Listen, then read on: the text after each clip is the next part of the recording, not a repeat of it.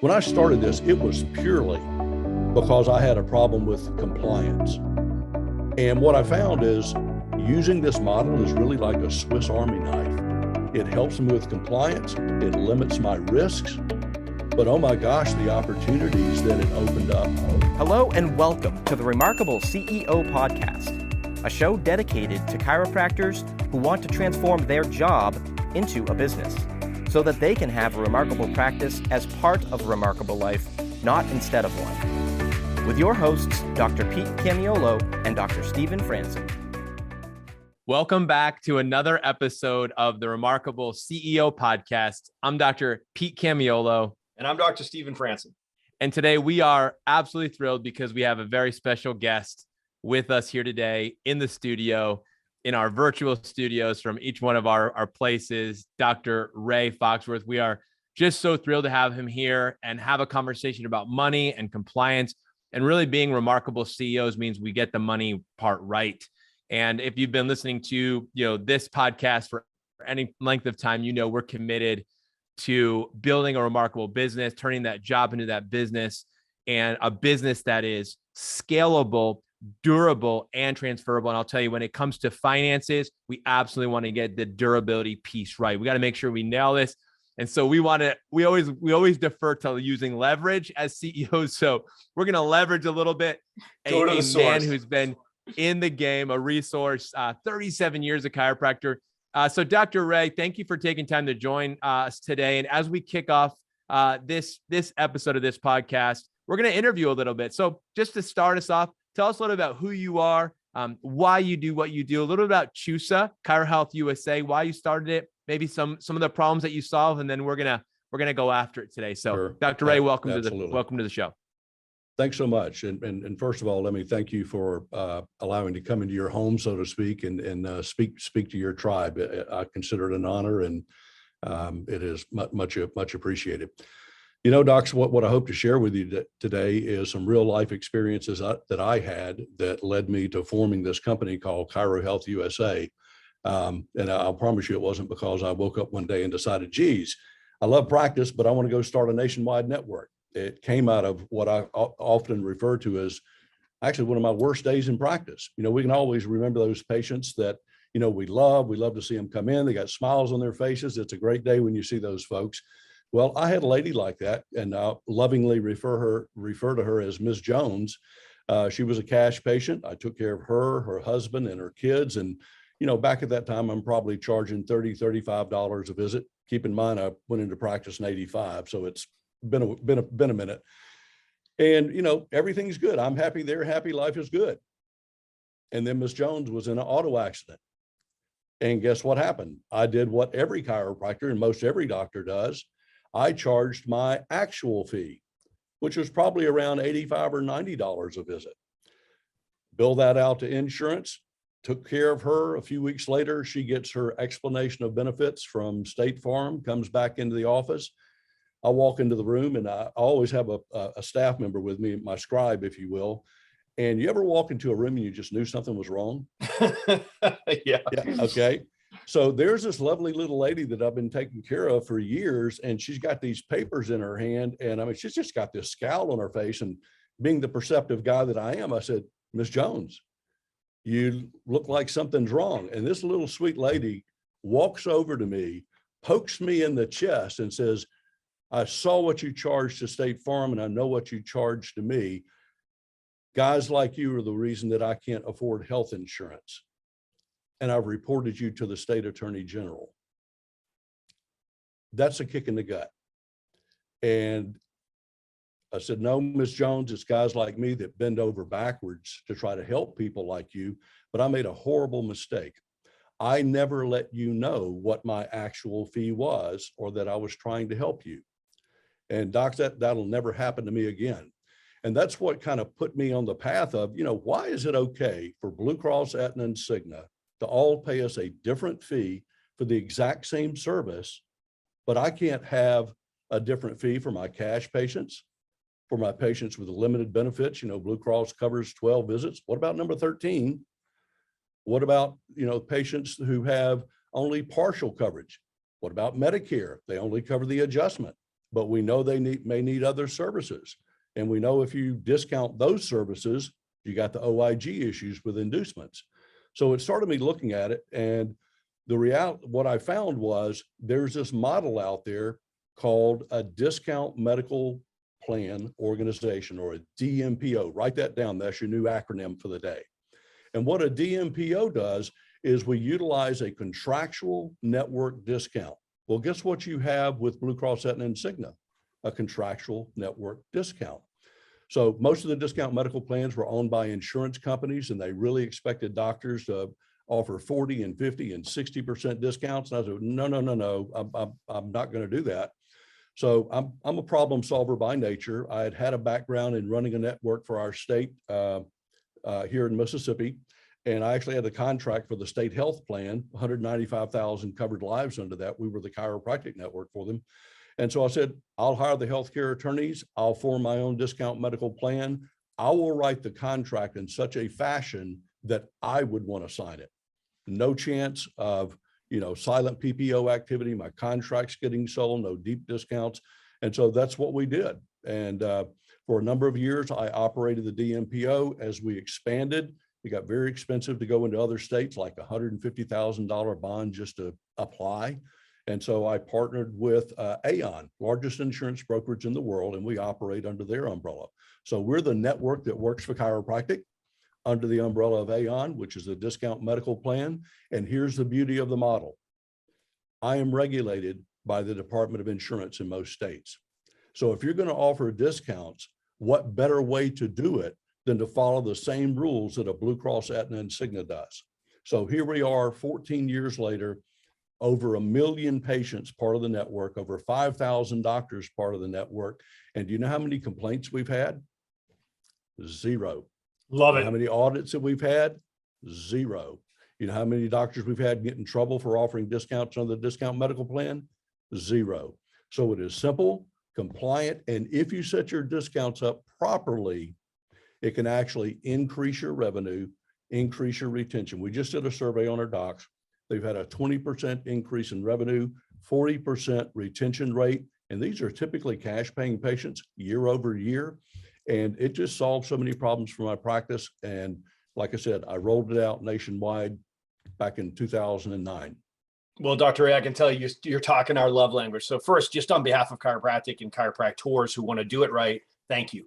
Thanks so much for doing this, right? So this is something that personally I'm allergic to, trying to get in there and untangle those insurance regulations and being compliant to all this. This is just not my strong suit, to be honest with you. Not fun. I know what I know where I'm an expert, and this is not it. So I'm so glad that we have partners like you guys in CHUSA. So let me just frame the conversation a bit, because I want to make sure that as our listeners hear this, that this is not a commercial. Okay, this is literally, we're bringing you guys this information through an expert, through Dr. Ray, who's actually going to help make sure that you do this right and you don't step in it, because this is a critical part of your business. Show me how the money works, I'll show you the culture of a business, right? It's also usually a very big point of exposure, right? So we don't want to have a pain point here. So, I'm going to speak from the coach's perspective as a coach and say, all right, so Ray, the typical remarkable practice, the TRP practices, we have thousands of doctors in their TRP system and inside of our ecosystem. And you know what? They're listening right now and they want to make sure that they're doing it right. So if I could, I'm going to be their advocate. Dr. Pete has his questions, I have mine, and we want to make sure that we're teeing these doctors up to do it right and maybe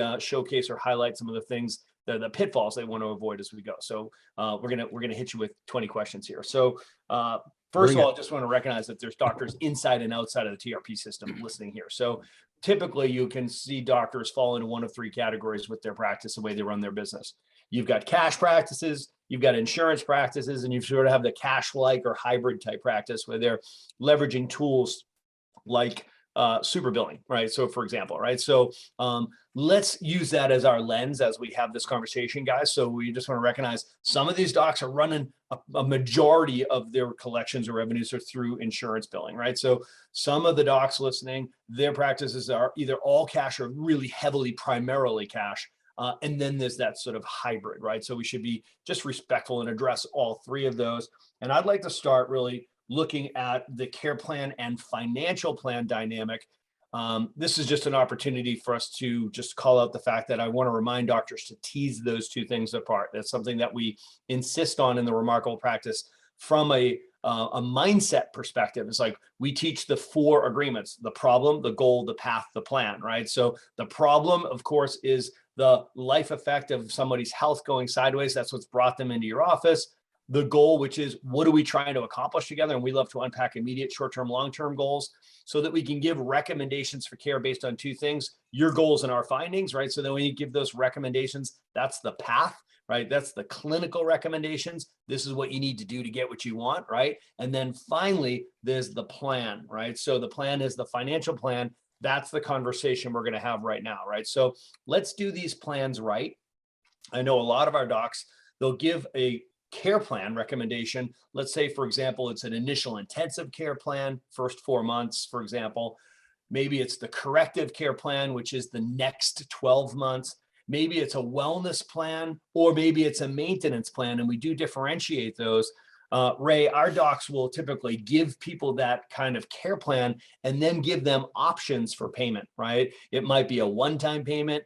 It might be a monthly payment, or it might be one of my favorites, which is a down payment plus payments, right? So to lower that monthly payment so people can pay out of an emergency fund, so to speak, for that, unexpected first payment and lower that monthly payment. We can get into the details of that. But what I want to hear from you is, what are some of the pitfalls? What are the things that we got to make sure we do this right when we're setting up those payment plans? And of course, I'm talking about, can you discount it? And what do you need to be aware of as far as that side of it? It's multiple family members, et cetera. I think I'm right in your wheelhouse, brother. Okay. So the first thing is, when you think about discounts, number one, who likes the idea of discounting their services? I certainly didn't. And when I talk to doctors about being in a DMPO, they said, well, why would I want to discount my fees? I'm not going to do that. And I'll ask a question. Are you part of Blue Cross? Yeah. You part of Cigna? Yeah. You part of Aetna? Yeah. You already discount your plans. The reality is you should have your fees set at what is considered the best payer in your area. In my state, it happens to be workers' comp. So I want to get paid well when insurance is available, but I want to keep care affordable for the patients that don't have insurance or don't have the coverage that they should. So the important thing is to understand a couple of things.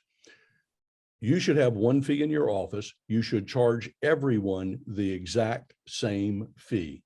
And then when you start talking about discount, you need to understand this concept.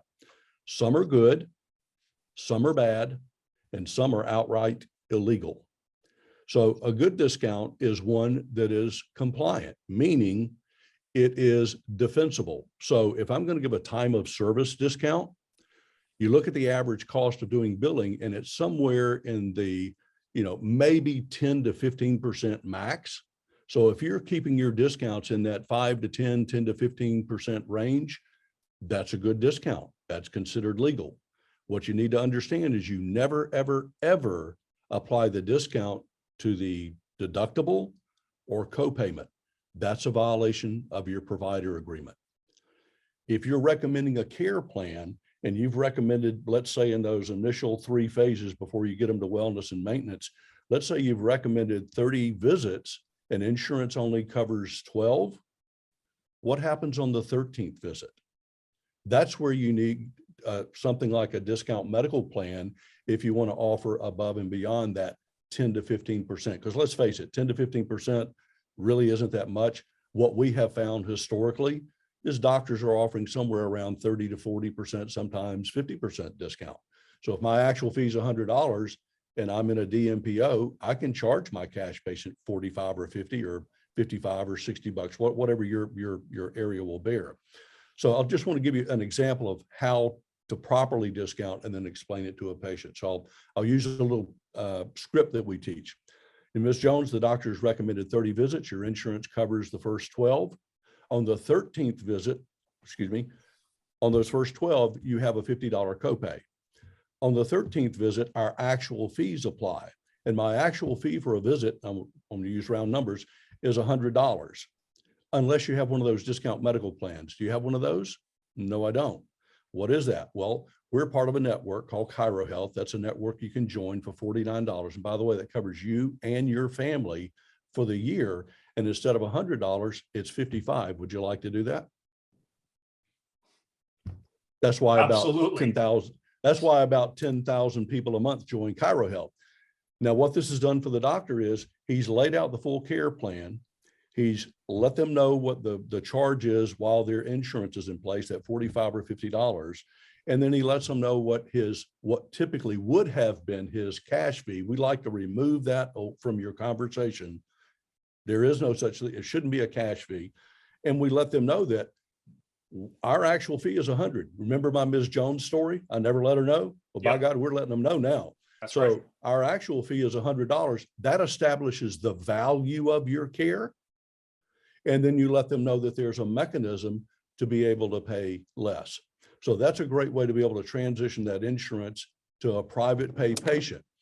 And guess, you've heard this term, when the insurance runs out, the patient runs out. Well, guess what happens when she's paying a $45 or a $50 copay when she has insurance, and a $45 or $50 payment when she doesn't have insurance? She could give a rip if she's got insurance anymore. Absolutely. So the idea is to kind of keep that care affordable as if they had insurance. And, it just makes for such a smooth transition. Ray, can I point something out here? It's Sure.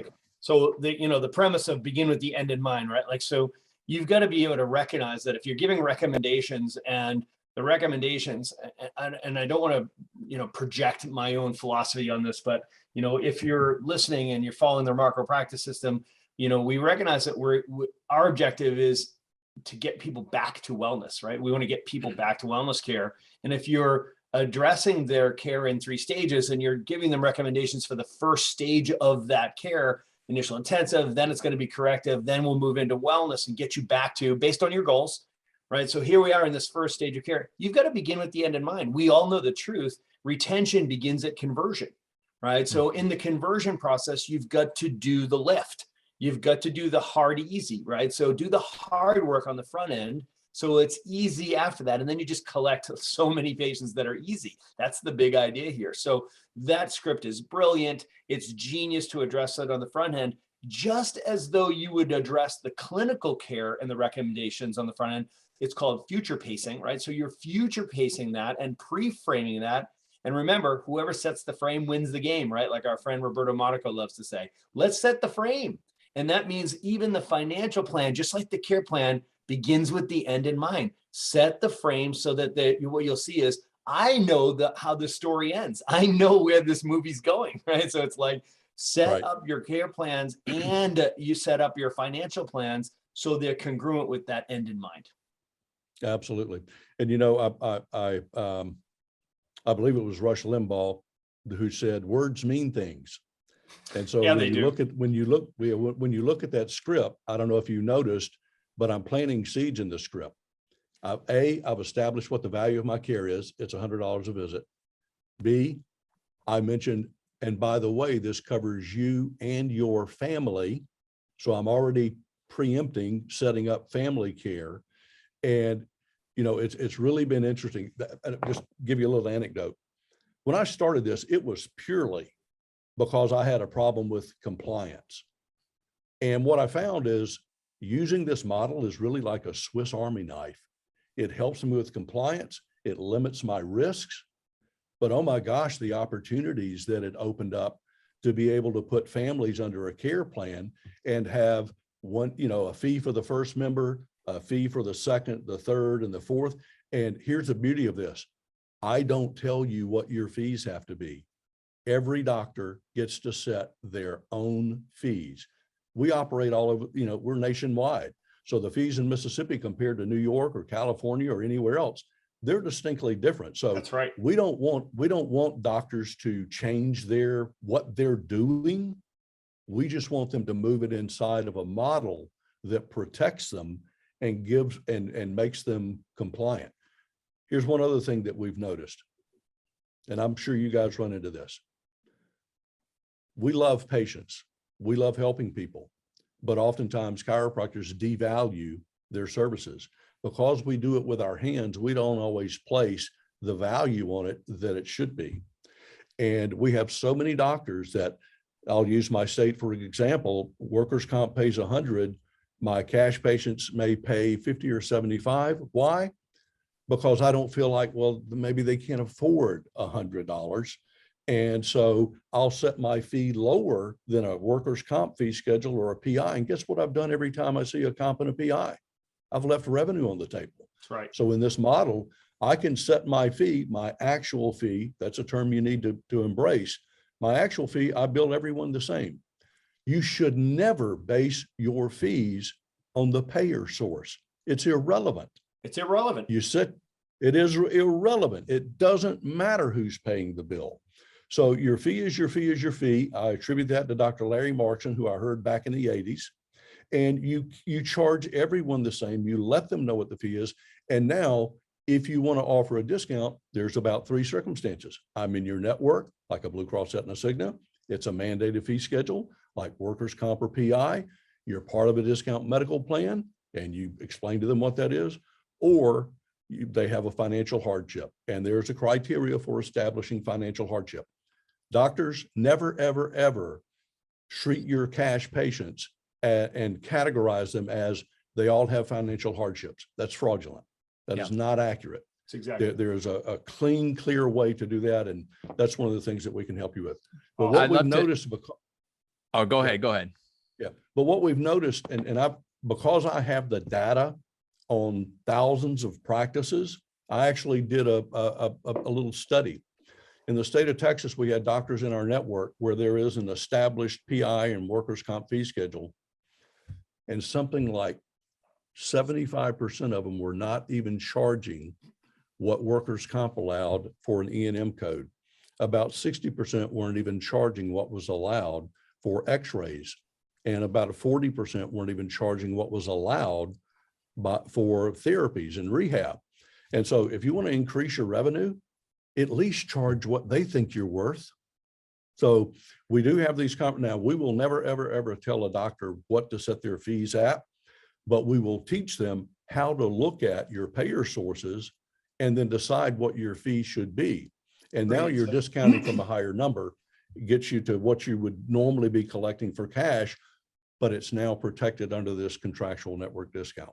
Right, and you provide a mechanism where it's compliant to charge that discount and be able to realize whatever the payer would in a third-party payer system, right? So that's the secret. There's this black box is what I'm hearing between set the fee, and then it's the next question is who's paying the fee, and based on who's paying the fee, there's a mechanism in place that you're following one of those 4 tracks towards optimizing your collections. Dr. Pete, I know you had a question there. Yeah. So, I mean, as a practitioner, I leveraged Chiro Health in my practice. Now I ran a cash practice, but one of the things that I did on my report of findings, my general report of findings, I did a group report, is I really had to sell that, right? So, what you just spoke to as far as the ability to communicate value, this is the value of what it's worth. And yet we're going to remove and lower the barrier of entry. We're going to make it possible so that everyone's able to get care, including families. We are a big family practice. I was able to confidently communicate to my audience, knowing there might be a medical doctor in there. There might be the member from the board of my state in there. There was an attorney in there. In my group report, I wouldn't know necessarily who was in there, but I knew I was bulletproof because, I could go in there, confidently communicate the value of what we do. Because that's what some of the people say. Well, if you're going to do families, you're not going to be capturing value. That wasn't it at all. I was able to capture value because I captured the value of the lifetime case visit average, which actually was the game I was playing. That's right. I was playing the long game. So I wanted to, if you could talk a little bit about, because I think you established that, the differentiation. How do you use this with, the recurring model of payment like EFTs?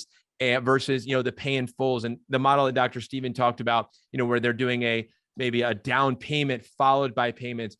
How does this work and incorporate into a practice that's running like that? And how would this fit in there compliantly and legally? Gotcha. Yeah, and the do's and don'ts around those, right? So that's Sure. the key to it. Is like, you don't necessarily have to teach them how to do it, but man, make sure you do it this way. Don't do it that way. Right. Let me back up to something you said. You said you were an all cash practice.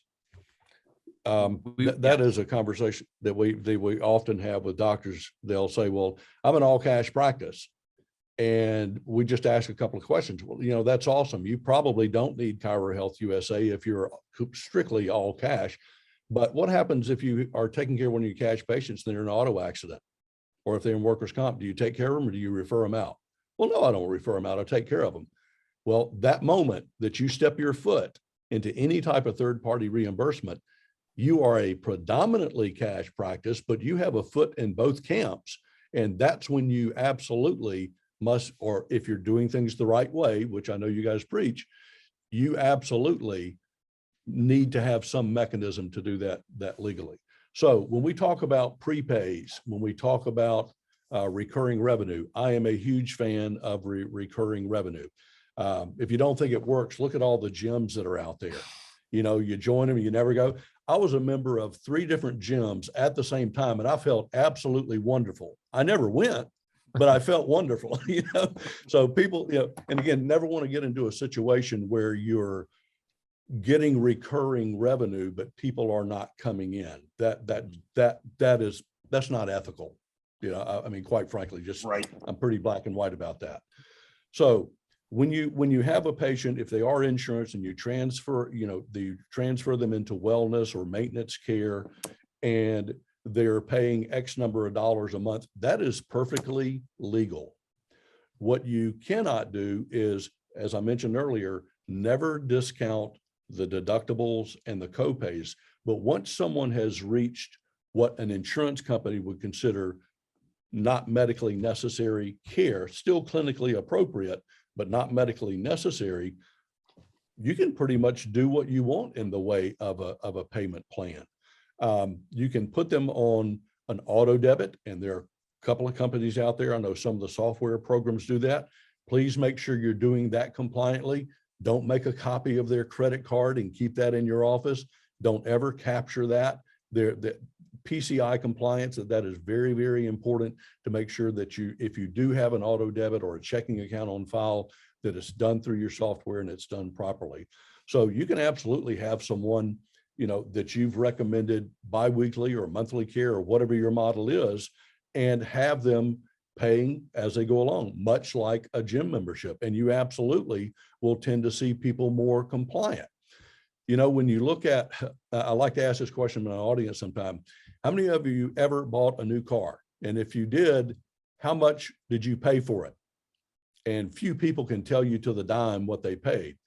But then you ask, what was your monthly payment? And almost everybody can answer, because people think in terms of monthly payments and can I keep it in my budget? And as long as you can keep the care within their budget, they're much more likely to stick with care, because you talked earlier about remove barriers. You remove that barrier right up front with a monthly payment, and it's golden. So I love telling this story. Think about what happens to a patient when they come into my office and they're paying every time they come in. They come in, they get adjusted, they feel good, they go to the front desk, we hit them with a payment. It's like rolling up a newspaper and whacking them on the head. What's the last thing they remember? I had to pay. Yeah. So if you put that on recurring revenue, the patient comes in, they get adjusted, they feel great, they leave, they feel great. And what are they thinking about? Man, I feel great when I've come in. Not that they whack me on the head with a newspaper. Love that. All right, gang. This has been excellent, Ray. Just so appreciate everything that you guys are doing.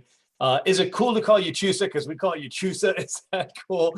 I am actually, when we bought this building, we lovingly named it the CHUSA Rosa. Okay, so, beautiful. We're live from the CHUSA Rosa. All right. Well, we're going to make sure we put your contact information down here, and we're going to be a link to that so people can learn more. We're really going to be encouraging everybody to explore this, because we want to make sure that you're doing it right. You know that Dr. Pete and I in the Remarkable Practice, we're bullish on you creating this model that creates an environment where it's easier for people to leverage chiropractic care for a lifestyle success strategy, not simply a short-term treatment modality for a crisis. We love to take care of people that are in crisis and help them get out of trouble and get their health back. But we all know that that's the tip of the iceberg that we have to available in chiropractic for people, for families to experience not only better health outcomes, but to have a better health experience throughout the whole arc of their life. So if that's true for you, you've got to design your clinical care plan so that it's in line with that, right? So you have to have that well aligned. And also your financial plans have to be as well, right? So we're in the business of saving lives. And when business is good, everybody wins. And that includes the patients, right? So we want to make sure that we tee them up and set them up so that this financial dynamic is also something that perpetuates or promotes perpetuating their chiropractic care so that they can have that awesome health outcome. Dr. Pete, thank you. Dr. Ray, do you have a closing comment, Ray? I do. You know, when I mentioned that when you talk about discounts, some are good, some are bad, some are illegal. If you will go to, or if people want to go to Discount Challenge 2.0, or just key in Discount Challenge and it'll pop up in your search engine. We actually have 10 little questions that a practice can go through and answer those, or we'll give you a scenario. You give the right answer and you're actually entered to win about $15,024. You know why it's $15,024? Because that is the actual fine for creating inducements or any kickback from the OIG. I love that. So you can learn a little, win a lot. You can enter as many times as you want. So go take the discount challenge and kind of see where you're sitting in your practice, and give us a call if we can help in any way. Again, that's great. Thank you for allowing me to come in your with your family. You are a blessing for us and all of our doctors. So we'll put that link in there, and you guys follow that link and figure out the do's and don'ts, and do the do's and don't do the don'ts, guys. All right, this is Dr. Stephen Franson and Dr. Pete Camillo, and you met Dr. Ray Foxworth from CHUSA today. God bless everybody. Have a powerful week. Please stick around for more business insights from this week's bonus interview with our remarkable success partner, dedicated to helping you more successfully help more people. Enjoy. All right, CEOs. So I am here in the studio with one of my good friends, colleagues, incredible chiropractor, leader in our industry and space. He's been serving chiropractors for, I don't know, man, what is it, going on 20 years? I don't know, you'll tell us, but 2002, yeah. 2002, 20 years. Dr. Brian Capra from Genesis Chiropractic Software Systems. And I'm just really, again, we chatted just a little bit before, and I'm just excited because I know for me personally, I've have years of experience using your systems, and just grateful for that. And now I get to work with chiropractors, and many of them who are also using your systems. And I love how you guys have just continued to innovate, continue to evolve, continue to develop to meet the ever-changing needs in the marketplace. And just super pumped to have the conversation with you as a CEO of a business in chiropractic, making a big impact. So Dr. Brian, anything you want to share about yourself to our audience, to introduce yourself, and then we'll jump in. Well, like you said, man, first of all, thanks for having me, man. It's always great to see you and spend time with you. It's like, man, we get to spend time with friends, and that's our, job, so to speak. So it's what a great life we have.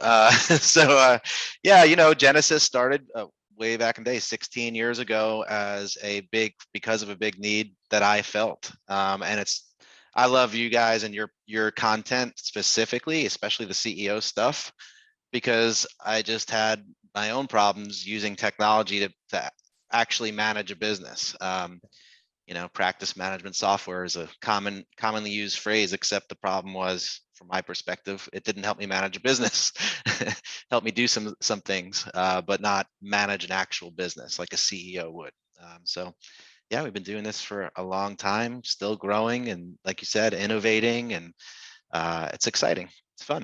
It's awesome. Yeah. So, we sometimes talk about scratching that itch, and also we speak from scar tissue. So clearly this came out of pain. Like, you developed something out of a pain point. There was an issue, right? There was a problem. When we talk about a business exists to solve a problem for someone else, right? That's why a business exists, right? So let's talk about that. Let's talk about the problem that you saw and that you still see that you guys solve for the community and for docs. Sure. Well, the pain, I really had two separate issues that I didn't realize were so closely related. One was, at the time, we were doing a lot of still insurance at the time. And my collections, I was outsourcing it. My collections were kind of haphazardly all over the place. And we'd send our claims out and never really know, did they get submitted? Did they not get submitted? Are they following up on all the claims or just the big claims? And where's my money kind of thing? And am I collecting what I should collect? So I shifted software technology to a technology that wasn't available in chiropractic, and my collections went up by 40%. And it was the methodology that was used that made the difference. It just so happens that another problem I felt in my practice was the patient experience and the retention of patients. And I was using another software, but I always had this issue of, well, whatever happened to so-and-so, and, long story, I won't tell my full personal story, but, I lost a patient and it was a very traumatic thing for me. And no matter what I did, the technology I had just would not help me really put a stranglehold on retention. In other words, I think retention should be, when a patient no longer is a patient anymore. There's a decision point. They don't want to be there anymore. Patients move and whatever. But you should be aware of it. Not you wake up in the middle of the night thinking of the patient you haven't seen and it's been 3 months, and then you go find out we dropped a procedure. And then let's everybody manage by fire. Let's train on that procedure, right? And then we get better at that and we drop the ball somewhere else. So the technology, the automation, the artificial intelligence that solved my billing problem, I realized also solved the retention patient experience problem, and it wasn't available anywhere else in the profession at the time, and it still isn't actually. So we're the only ones that leverage artificial intelligence to really put a pinpoint on every single step in your processes, and so that like this one thing doesn't happen, that's a retention fire, but you see it in real time, kind of thing. Powerful. So let's keep digging in. So Sure. Let's talk about. So we want to increase the numbers of people that we can reach, right? So we want to greater impact, greater income. We want to have a bigger impact, bigger income. And these we're business owners. We're talking about, chiropractic. We're also passionate, many of us, about what we do. We have a strong belief in what we do. It's not just a business or a job for us. Like you said, right. We really care about what we're doing and we think it's really important. So can you talk about that? Like, how does, what you're able to do through what you guys, your team and you have created, how do you help doctors, make that bigger impact, make that bigger income, but do it in a way where they're what we teach using leverage. You're leveraging it. So it's not like, you're having to work harder, but you're working smarter. You're leveraging. You just brought up AI. I don't, even that term, like to a lot of us, we're like, I'm not really sure how that all works, but we see it in the NFL. We see it on the stats on ESPN, but that's not, the same thing. So, we say revenue retention and compliance. Right. Okay. So compliance, because that's an important part, whether you're cash or your insurance, is an important part to, keep yourself safe. You make all this money, you got to keep it. Right. It's like, you don't want to put yourself in jeopardy of issues with compliance, whether it's with insurance or state boards or what have you. So and you're right, chiropractic, from my perspective, if every man, woman, and child runs a chiropractic care, there's nowhere near enough chiropractors. So we have to make a lot of money. We have to, as a profession, scale, like be able to scale our businesses to see way more people than we see currently. And I believe one of the reasons we have to make a lot of money is because we have to attract other people to our profession.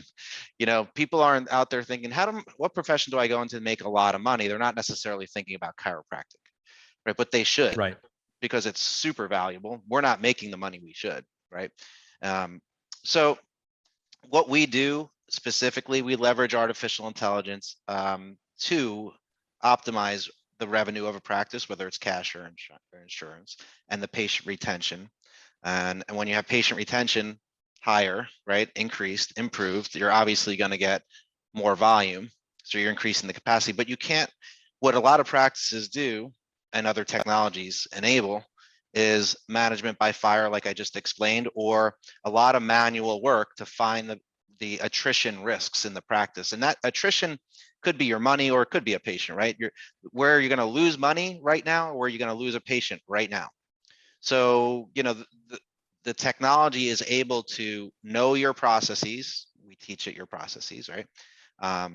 And when one little step in the process doesn't happen, it's right in your face. Like, this one thing didn't happen today.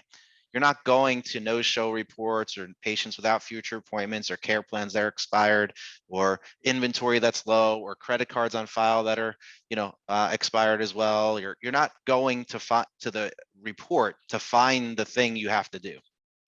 The system is smart enough to tell you the thing you have to do and give you a list of the things you have to do before end of day to make sure that every single step in the patient experience is optimized. And then in that way, if there's anything left on that list and there's an owner for each item on the list, then you know who didn't do what specifically.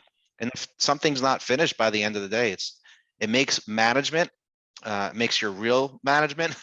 This is real life managing, not like what they say with practice management software.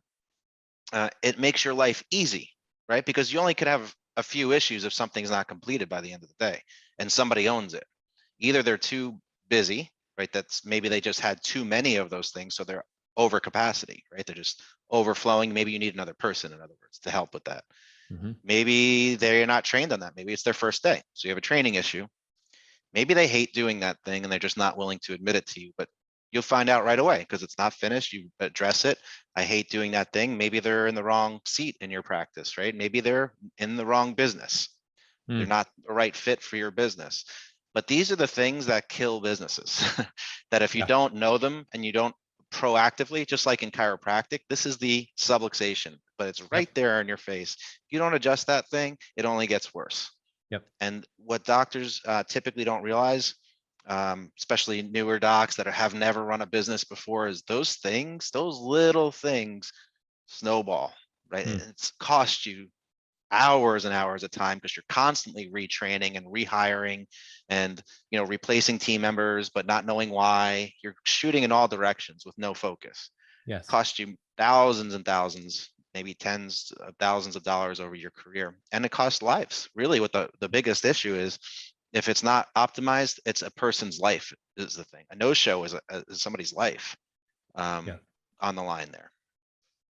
Wow. I mean, you talked all of this CEO stuff, and you just hit on so many things when it came to capacity. You talked about right people. You talked about accountability, visibility, reporting, timeliness of that, like the flow of information, management of people, setting expectations. I mean, you just talked about all that, about like down to the smallest detail, that it actually matters. People say, oh, you're gonna have a remarkable business. It's like, yeah. So in order to have a remarkable business, you've got to have all of these things dialed in. Things got to be dialed in. But what you're talking about, how would you be able to do that if you didn't have a software system to be able to do that? You're managing by memory, you're managing by fire, you're managing by guessing. And it's amazing. It's amazing how successful some docs are. When I look at it with antiquated systems, it's like, wow, you're able to do all this.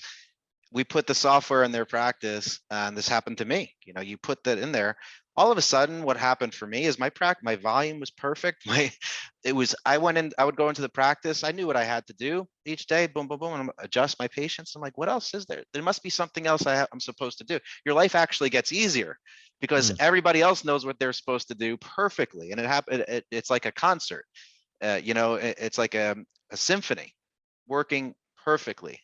And the revenue's there, the patients are there, they're referring other patients, they're getting great results. It's just, it becomes somewhat effortless.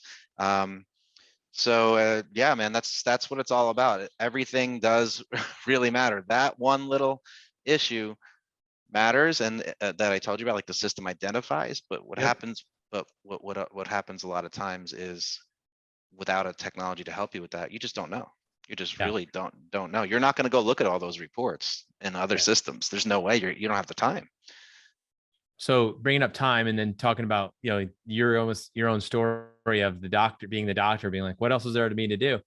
You talked about, that sounds to me like you leverage technology and systems to buy back your time and your energy and focus so you could do other things, whether it's grow your business or spend more time with your family or whatever. Can you talk a little bit about ROI to us? We're a bunch of CEOs here listening. This is our podcast.